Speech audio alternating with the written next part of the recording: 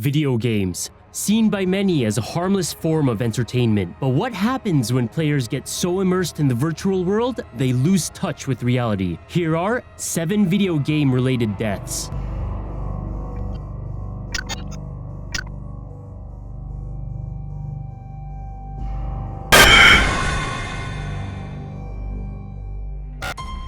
Number 7. Zhang Xiaoyi.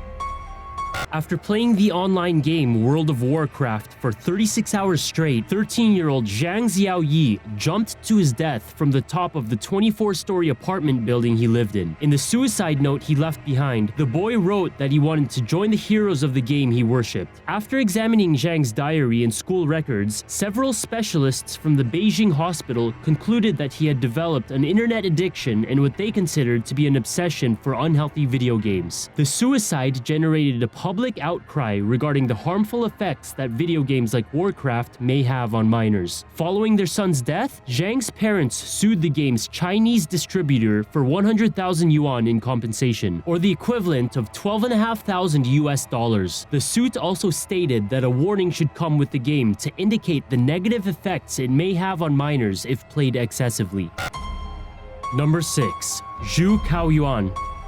Ownership of virtual weaponry is not covered by the Chinese legal system. Therefore, claims of theft become invalid because the items are not considered to be real. Zhu Caoyuan was stabbed in the chest repeatedly by 41-year-old Qiu Chengwei in a dispute regarding a dragon saber from the popular online game Legend of Mir 3. Qiu and one of his friends had won the item and decided to lend it to Zhu. According to the China Daily newspaper, Zhu then sold the virtual weapon for 7,200 yuan, or over $1,000 US. Qiu reported the incident to the police. He was informed that since his property was not real to begin with, it was impossible to charge someone with its theft. According to court testimony, Qiu confronted 26-year-old Zhu at his Shanghai home. Even though Zhu had reportedly promised to give the money back, Qiu stabbed him in the chest in a fit of rage, thus killing him. Qiu then turned himself over to the police and admitted to have intentionally injured Zhu. He received a life sentence despite the fact that the victim's family pleaded for his immediate death. The incident sparked several debates in China over the property of virtual items. Massive multiplayer online role-playing games, or MMORPGs, have a large number of players that spend time obtaining or upgrading items such as weapons or armors. Therefore, their virtual nature becomes very real for the players involved, and they may also be valued in real currency. As far back as 2003, eBay's gaming section had reached an annual figure of $9 million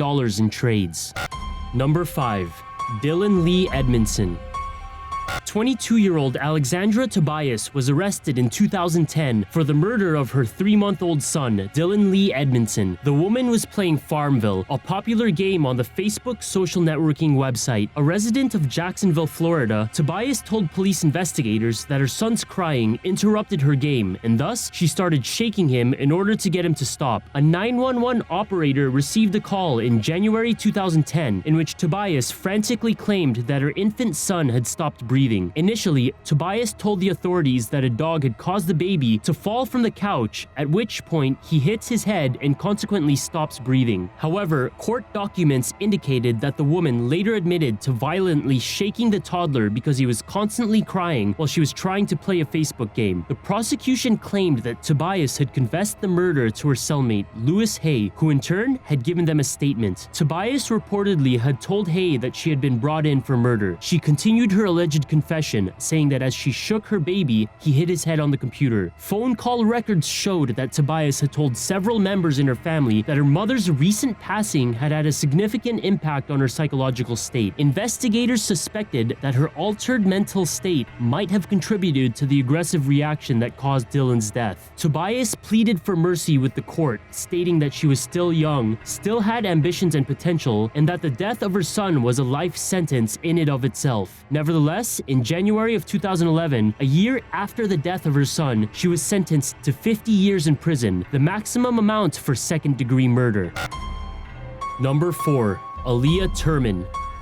Tyrone Spellman's video game obsession led him to commit a gruesome murder where the victim was his own daughter. Spellman, who also went by Anwar Salahuddin, would reportedly spend around 6 or 7 hours each day playing on his Xbox. He had already been playing the video game Ghost Recon for several hours when Aaliyah, his 17-month-old daughter, tripped on the console's cord, causing it to fall on the floor. An enraged Spellman then hit the toddler repeatedly, cracking her skull in multiple places. Subsequent reports claimed that he even threw her across the room several times after pummeling her. The battering she endured at her father's hands was too much for the fragile Aaliyah to recover from, and she died moments later. The incident took place in September 2006, while the girl's mother, who was pregnant at the time, was sleeping in an adjacent room. After beating the child to death, Spellman rushed out of the house but was later apprehended by police. He attempted to explain his murderous outburst to the authorities by claiming that the Xbox belonged to his brother, it cost $600, and that he did not have the money to compensate him in case the console broke. In the past, the police station had received reports that described Aaliyah living in an abusive and neglectful household. As part of Spellman's defense, his attorney attempted to cast the blame on Mia Thurman, the victim's mother, by stating that Spellman had only confessed in order to protect her. However, the jury would not be swayed, and the 27-year-old Spellman was convicted of third-degree murder, ultimately facing a sentence of 47 years in prison.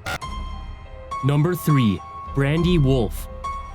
Rebecca Colleen Christie was sentenced to 25 years in jail for neglecting her daughter until she starved to death. According to police reports, Christie would play the online role-playing game World of Warcraft for extended periods of time and often lost touch with the needs of Brandy Wolf, her 3-year-old daughter. While her mother played the fantasy game with her friends, Brandy slowly starved to death. According to a statement released by the U.S. Attorney's Office, the child would often eat cat litter or cat food, as her mother would forget to feed her or give her water for hours on end. Sergeant Derek Wolf, Christie's ex-husband, told FBI investigators that he would often come home from work to find his daughter crying and her water glass empty. When she found Brandy unconscious on the floor of her home at the Holloman Air Force Base in Las Cruces, New Mexico, Christie called the paramedics. Doctors could see the toddler's ribs protruding out as she weighed only 23 pounds when she was brought to them. They could not save her, and it was concluded that the main factors which contributed to her death had been malnutrition and dehydration.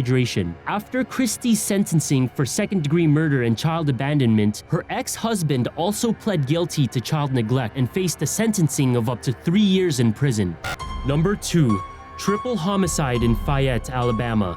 Life is a video game. Everybody's got to die sometime. According to the Associated Press, this was part of a statement Devin Moore gave detectives upon his arrest for triple homicide. Devin Moore had initially been brought to the police station on June 7, 2003 on suspicion of motor vehicle theft. Once inside the station, Moore took a gun belonging to one of the police officers, then fatally shot officers James Crump, Arnold Strickland, and Leslie Mealer, a 911 dispatcher. Moore then fled the scene in one of the patrol cars. He was apprehended later that day in Mississippi. While in custody, Moore confessed and explained that he had opened fire because he did not want to go to prison. The game Grand Theft Auto Vice City was cited as one of the factors that drove Moore to kill. A recent high school graduate, Moore had never been in trouble with authorities prior to his killing spree. He had also enlisted in the Air Force, and his service was due to commence at the end of summer. The violent content within the Grand Theft Auto video game series, as well as Moore's remark upon his arrest, led the victims' families to seek retribution with the video game's developers and marketers. The notion put forward by the leading attorney in the case of Strickland versus Sony was that the video game had taught Devin Moore how to kill. Even though he initially pled not guilty on the 9th of October 2005, Devin Moore was sentenced to death by lethal injection.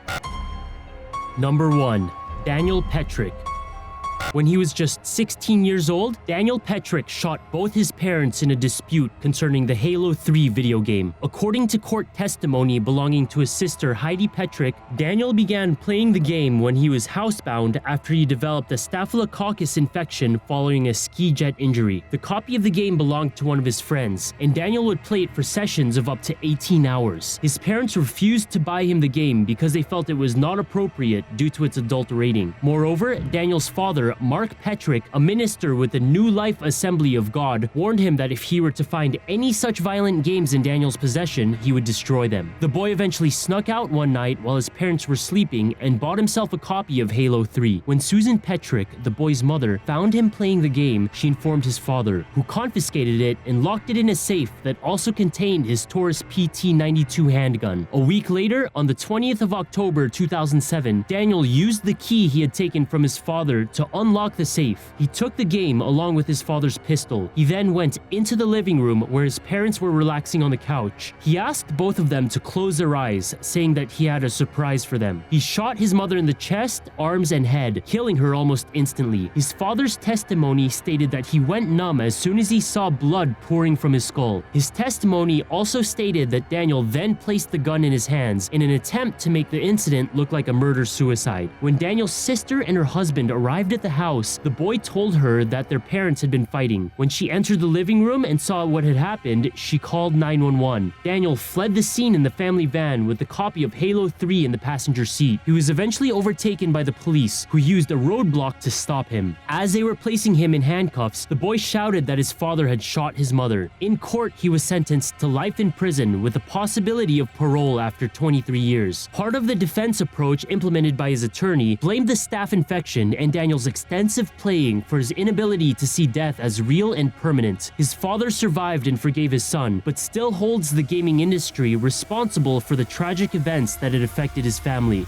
In December 2008, Liu Chong, an 11-year-old Chinese schoolboy, was practicing archery when one of his teammates accidentally shot him in the head. The arrow hit him in the right eye and became lodged in his head. He was brought to Jida Hospital in Changchun, eastern China, with a 16-inch arrow still sticking out of his eye.